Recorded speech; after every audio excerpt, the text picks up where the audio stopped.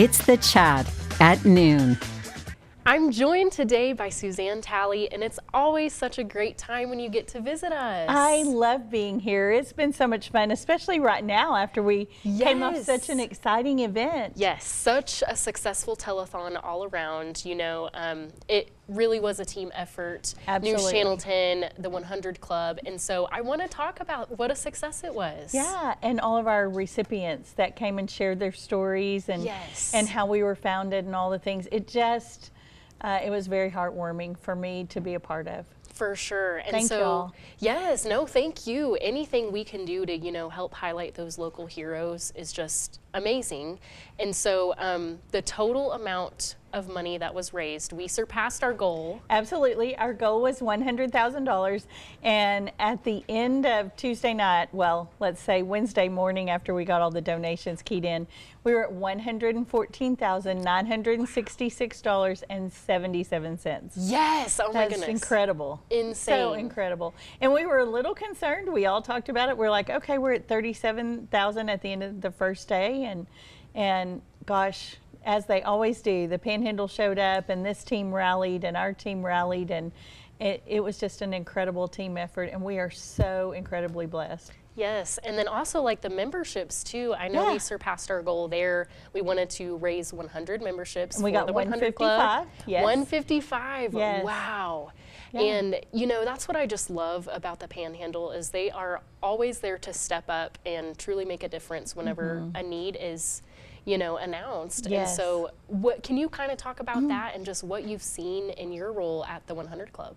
Gosh, I would say the most touching thing that I've ever experienced probably in my life is to have the wildfires start last year, and we knew they were going to be different, and we knew that it wasn't going to be your typical wildfire because it just kept getting bigger and bigger, and it was going on for a long time. And so we knew it was going to be different, so we allocated $40,000 for the French and Canadian area because they were hit the hardest, and that's where we were going to start. And so we did that, and we posted it on social media, and people started donating. Then they started stopping by my office and making gifts on behalf of the fire departments to support them.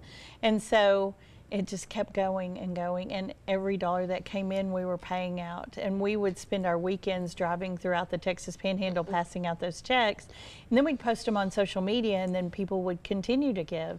And in 8 weeks we raised just under $900,000.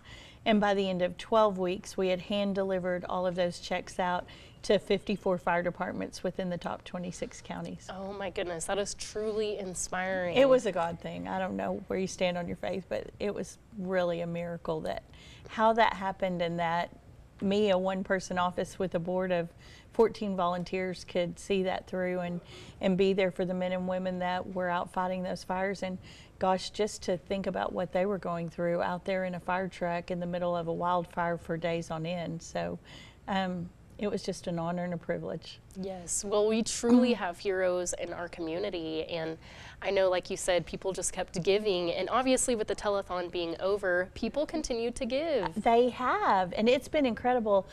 You know, we had new sponsors from, you know, Mewburn Oil out of Perryton, and then Mid Plains Co-op out of Tulia, and then right after the telethon, we got Preferred Beef Group called and said, hey, we missed the telethon, but we want to support this organization, and they sent us $5,000. And then we had Access Fire and Safety, and they want to be a lifetime small business member, which is $2,500. So if I were guessing with everything that's come in after the telethon, I would say we're sitting over 125 right now. Wow. So that's it's carried on. And the awareness that we got. Yes.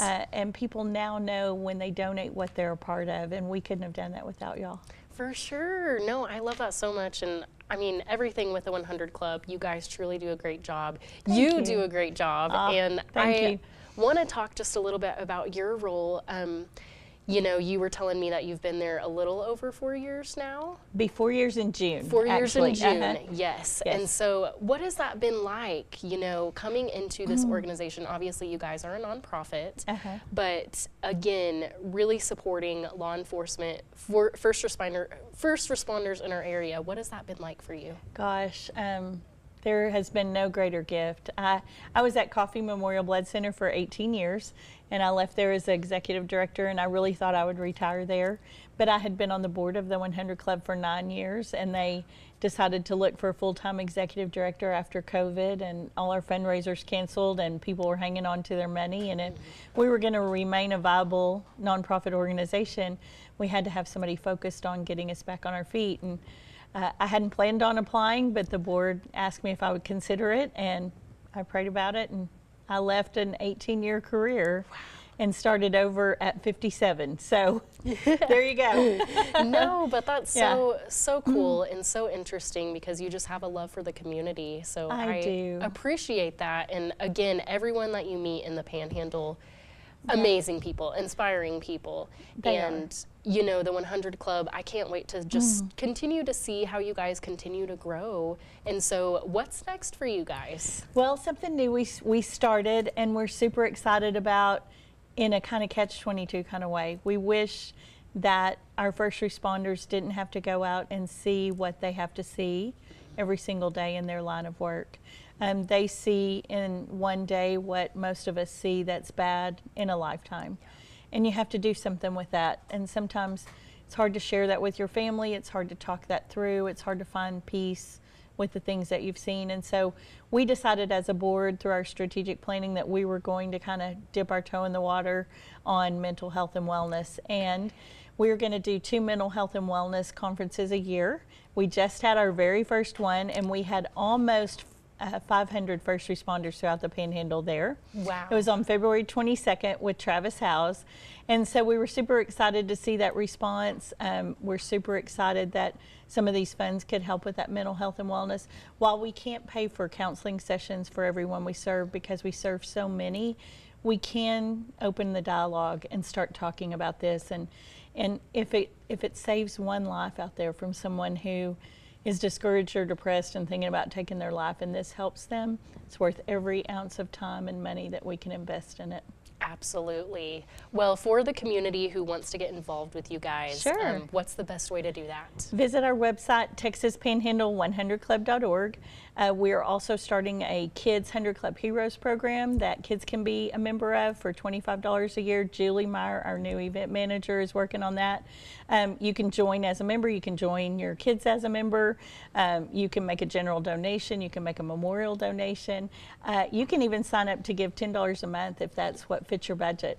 And you leave with the satisfaction of knowing, hey, I'm supporting the firemen and police in our community that are supporting me. And if you had an emergency, you know, that's who you're going to call, and we want to be there for their emergencies, and you can be a part of that. So you can call me at 331-4100. Almost gave you the telethon number. I'm so used to it. Yeah. 331-4100 or texaspanhandle100club.org. Wonderful. Well, it's always a treat to have you here. Yes, you too. Thank you so much. Thank you. Yes. We appreciate it. This has been The Chat at Noon. I'm Kelsey Davis for News Channel 10.